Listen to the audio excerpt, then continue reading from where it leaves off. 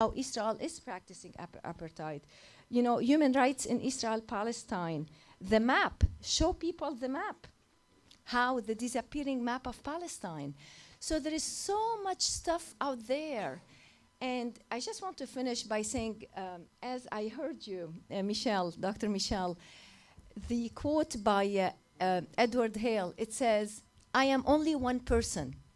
I am only one person, but I am one. I will not let what I cannot do stop me from doing what I can do. So each one of us, we have certain skills. Some people are going to go and protest. Some people are good at writing. Some people are good at presenting. Some people are good at influencing. Some people are good at organizing. Whatever you could do, just do it and make a difference.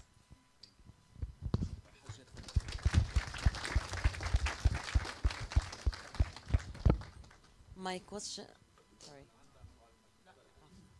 question is religious for Mr. Respectful Rabbi. I've seen few reels on Facebook for different rabbis. I don't know if they are trying to legalize the massacres and the killing in Palestine. They indicated that there are some verses in Torah saying that in order to take back the promised land, you do have the right to kill, not only the right, you have to kill babies, kids, women. Is there anything like that in Torah?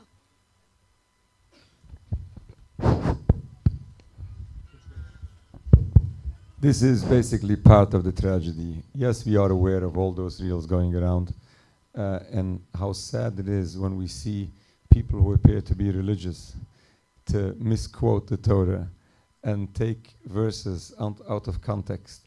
What I mentioned before in my talk, there is no way that war is allowed for Jewish people in our day and age.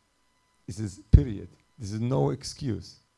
Now, using verses from once upon a time when there was a direct decree from God to a certain act being done and applying that to whatever one chooses to apply it to is basically taking the religion out of context, which is ridiculous.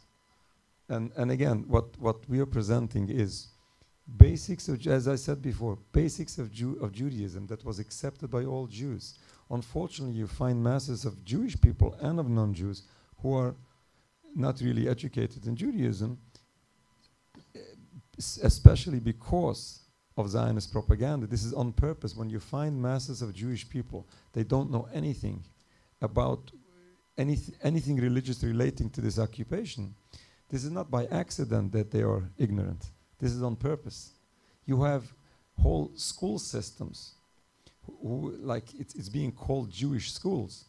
It's basically Zionist schools, and they indoctrinate the minds of the people in a single-minded way, which is, you know, it's not even, it shouldn't be appreciated in our day and age to have these kind of closed-minded education without any, you know, seeing both sides. I have so many stories to say. You can find many people that grew up Zionist, and they open their minds, and they are embarrassed by the education they received.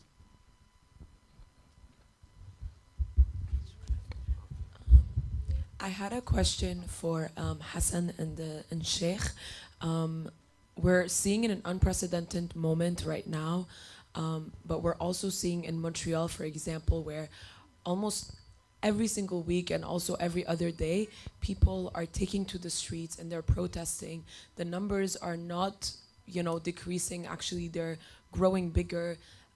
Last Saturday, we had 70,000 people in Montreal respond to the National Day of Action, which at the same time in Washington, D.C., there were over 400,000 people in Washington, D.C.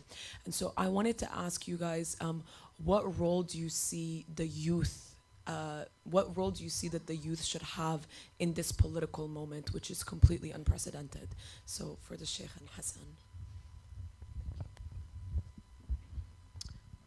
Thank you for the important question.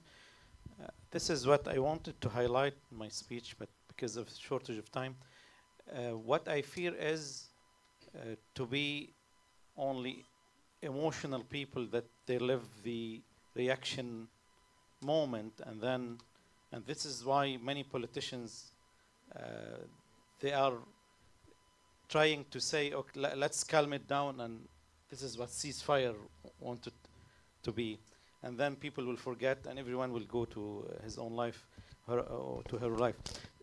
Actually, as the Sister Grace mentioned, engagement is the most important, because when we review the activists in our community, we see very few people engaged at the political level, at the social level, and advocacy groups, and volunteering for the good causes, especially in such hard times. So what we need, not only the spirit of suffering and going to the street to scream. This is good. This is a good indication, being a human being. But what's more important is to be someone who has a noble cause in his or her life by committing. That's why many people might ask, why you pray the same prayer daily? You can pray once and God will hear you. It's not for God. It's for us to repeat the same, good do, to be familiar with and to be committed to. So if we have such commitment to defend the weak and the oppressed people, and to do something good by, lobbying, by advocating, by, engaging, the most dangerous thing here is to isolate ourselves, to feel the weakness, to stay in the corner in the darkness, and let the evil spread around. This is very dangerous. So please, if you have any message to deliver to the youth, that please don't live the moment. Try to be someone who has a message, who has a mission in the life, and the mission would be noble.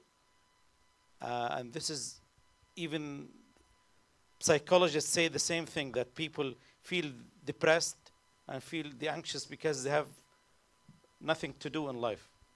So when you have a good cause, a noble cause, then you feel the importance of your time, the importance of your life, that you are achieving something, you are doing something. And that's why many rich people will be asked, when is the happiest moment in your life? Many expect that when I reach such level of amount in my bank accounts. No, it's not the happiest moment. The happiest moment when they give. When they give, they feel that they're practicing their humanity. We need to be, visible, or otherwise we will be called visible minority. We stay visible minority. So we have to be visible and committed, and inshallah we'll see the fruits very soon, inshallah. I'd like to add something. Thank you. I'd like to add something. I really want to encourage you. Like, it's awesome that we have thousands and thousands of people are involved right now. But we need you to continue to be involved. It's not when something happens you're involved and then you disappear. We need you to continuously be involved, continuously be informed, continuously forge relationships with your members of your parliament, continuously write to the media and challenge the media, continuously speak out, get informed and get others informed. As I mentioned, I've been doing this since for 21 years. And whenever something happened, everyone is involved, we're really overwhelmed, everyone is calling, they want to get involved and they want to do something. But we need to build these institutions. We need people who continue to be involved until there is justice for Palestinians. We don't want you, it's okay, God willing, there will be a ceasefire. But unless Palestinians have their justice, we have to continue doing the work. Like, don't stop. And I have been at university, I worked with lots of university groups. Lots of people at universities are involved, be it with different groups, but once they graduate, they disappear. They disappear. They're no longer involved. I just want to encourage you. And sign up. You know, I have, you could sign up here with CGPME, follow up what's going on. We're often sending action alerts, informing you of what needs to be done, but just continue to be involved. Don't make it a one time or a one protest or a 10 protest, but continue on that journey until justice prevails.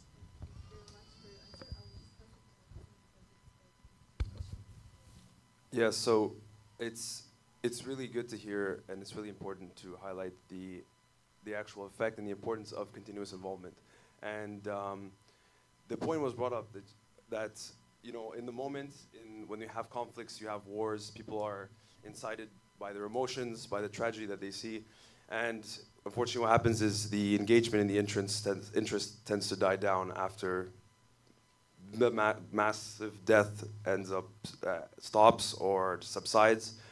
And that's why it's important, of course, again, to build that continuous involvement through different actions. And one of those actions is, especially for the youth, which, as the question was directed towards the youth, to be involved within the community and to be involved and to contribute towards the overall goal, and which is the liberation of Palestine.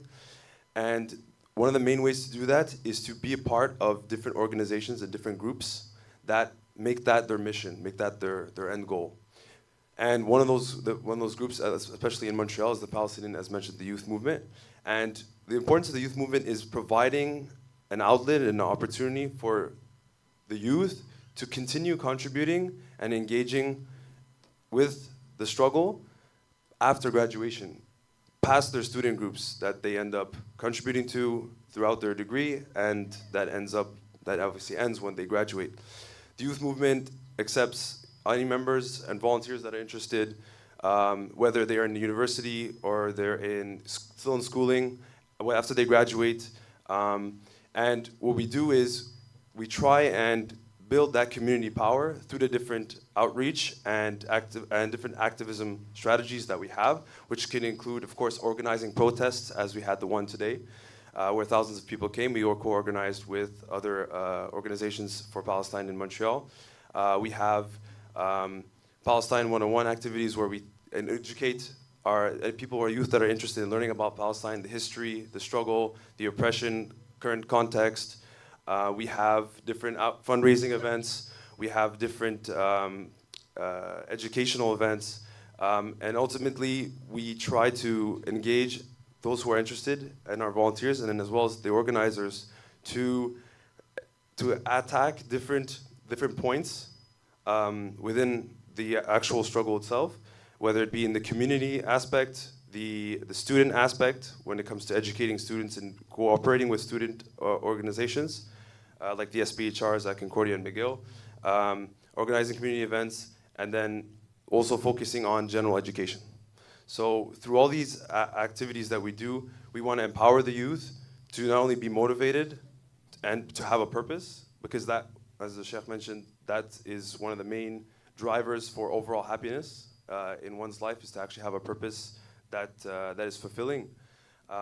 And through the different actions and through the different activities that we engage in, we want to continue and build that community power, and so that the future, which are these youth, you know, the 18 to 30, these are the future, to have always the end goal of Palestine in mind in whatever they do and whatever they end up pursuing in their careers.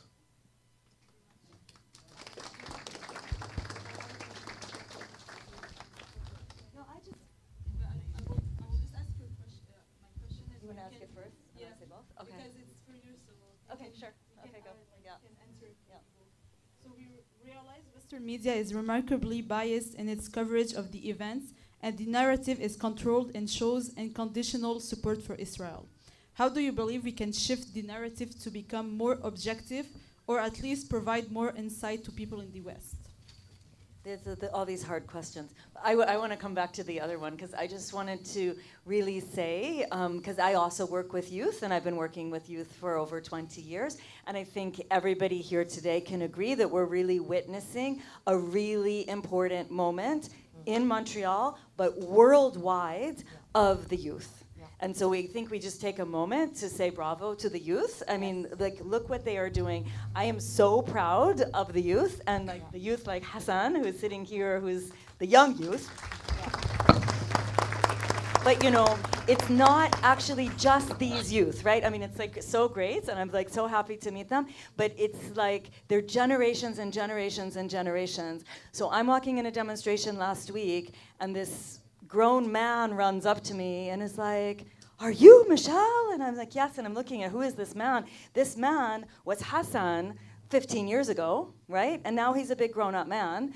And, you know, so there's generations of people. Like, the work that the youth are doing today didn't just, like, pop up because of this terrible, terrible situation at Gaza, right? This has been built over many years here in Montreal, all over the world, but here in Montreal, this has been building, and all of those, so I was just talking to somebody about the work at McGill, and we work in this oppressive environment, and McGill shuts the students down, but all of that work for years and years and years, it builds, and it builds, and it builds, and it sets up the ground where there are networks of people, where you will meet the next person, and there's a person who's mentoring you who's a little bit older, and then there's a person who's a lot older. And we do have networks, and we do have community power, and it's not something that just pops up.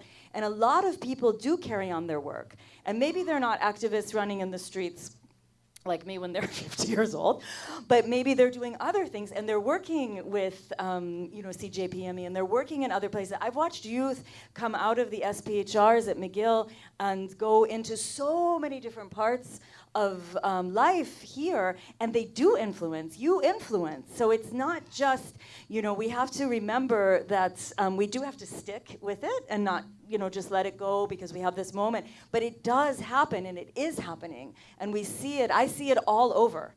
And so it's so important also to like encourage each other and to remember that we are everywhere. Like John was saying, right? Like we're everywhere. So I just wanted to like really underline that, because we are seeing a moment where the youth are really leading, and it's our job if we're older to follow. But we're also, we want to kind of like pay attention to the people who set it up for the youth too, you know, to be able to do this, right? And that's the older folks. So I thought I'd say that. And so about the media and how we can influence the media. I mean, people had a lot of different kinds of ideas, and I love the idea, you know, that Grace was pointing out of saying, you know, we need to hold the people who work in the media accountable. Like, we need to, you know, really go and influence that. You can, you know, young people can also go and work in media. I know that a lot of media today also has this kind of, you know, clicks and online and so on. So again, we can boycott media that we don't like. We can watch other media. Right? It's not the world where, like what I grew up, where there were 2 channels, right? Or where you had to, like, you know, change the channel with your hand, right? You can turn it off. Like, we cannot watch the CBC in the Radio Canada. We can just say we won't do it, right? So we have like those kinds of options, and we can question, and we can critique, and we can do all of those things. And I think we have to. Yeah. I'd like to add something to that. Just briefly, Yeah. because we will just move on Sure. with the other. I did mention the media responder. CGPME invested thousands of dollars into a tool called the media responder. So if you were to sign up as a media responder, you will get the letters where we need to criticize and to tell them this is bias. You're not mentioning the word Palestine. You're not mentioning that Israel is killing. You're not having the Palestinian point of view. So we invested thousands of dollars into that tool that is available to you. And if you are a media responder, we will send you the email where all the information is there. We tell you how to respond. So that's available to you. Another thing that we've been doing is, like, for example, CBC, if you notice, they're no longer using the word terrorist. Before, they used to use the word terrorist whenever they would talk about Jenin, because we met with the board and we wrote to many of these media outlets to say, you should not be using that word. You report on what's happening, but it's not up to you. And if you were to use it, it has to be used for everyone equally. So I just want to encourage you to be involved. There are tools, there are organizations out there who are trying to help you to challenge the media. So do that. You see something that's not right, be a media responder with CJPME, or just write yourself. And it doesn't have to be long. It could be a sentence or two. Just write, like, speak up. Thank you very much. We'll just move on to the last question of the audience. I will just give it.